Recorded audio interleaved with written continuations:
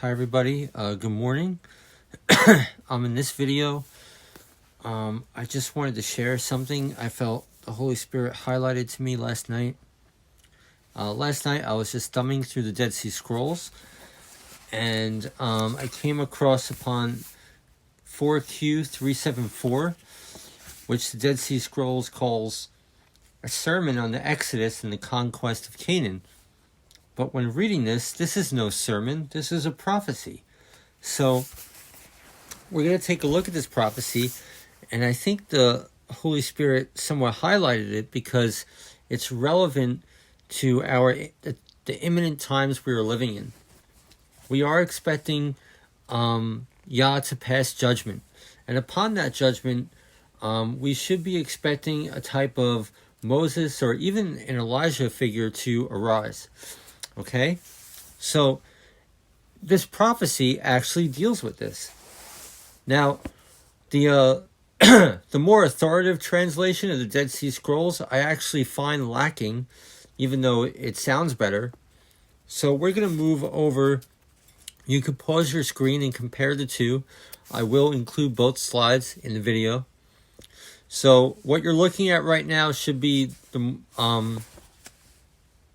the Vermes translation, which is the more authoritative of the Dead Sea Scrolls, but it has a tendency to have less fragments in there.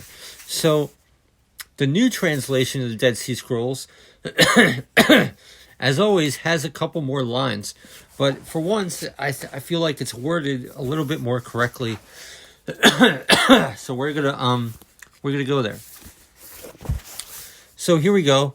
We're in the new translation of Dead Sea Scrolls, and this is our prophecy about Moses and the Israelites and God's judgment and the recompense in the wicked. And though it's fragmented, we could discern a couple things here. So let's just read it and talk about it. All right, and together, that's a mystery. So the nations were lifted up in anger through their actions and the polluted deeds of, so that they have neither remnant nor survivor. So I think this is, we could be going into like Obadiah territory, right? If you read the book of Obadiah, we might see a day of calamity, and the wicked will try to stop us on our day of calamity, and then the Lord will rebuke them. As for their offspring, and it gets fragmented, as for their offspring actually is not included in the other translation. Okay, so here we go.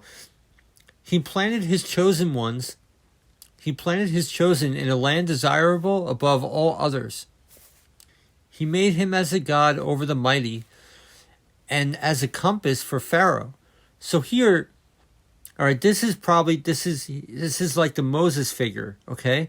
And here we could discern where the Joseph prophecies would come into play. Like, so a Joseph, this Moses might serve as a Joseph as well. That's what this prophecy tends to lean towards. And this is exactly what we should be expecting. In Isaiah, the government will be on his shoulder. In the Psalms, it says, he takes those that are in the ash heap and sits them upon princes and stuff like that. Okay? Just like the story of Joseph. So he made him as a god over the mighty, as a compass for Pharaoh, his servant Moses. So they melted, and their hearts trembled, and their insides turned to liquid. Yet he had compassion upon all his chosen ones. All right, this stuff is really a mystery, what the full context of this is.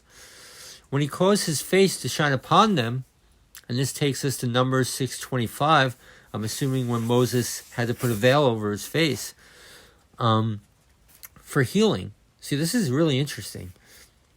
Then they made strong once again, and at that time of, all who had not known you melted and trembled. They staggered at the sound of. So maybe the countenance of Moses will bring many to faith, will bring many of the heathen to fear and dread.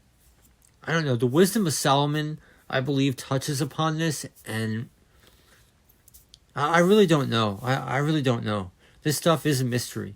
But I don't know, the Holy Spirit highlighted this. I felt like he highlighted this to me last night. And, it's no sermon, it's a prophecy. And it's a prophecy of the days we are imminently in. That's for sure. So I just wanted to share this with you guys. You could pause the slides and read them and check it out. All right. Y'all bless you all. Have a good day.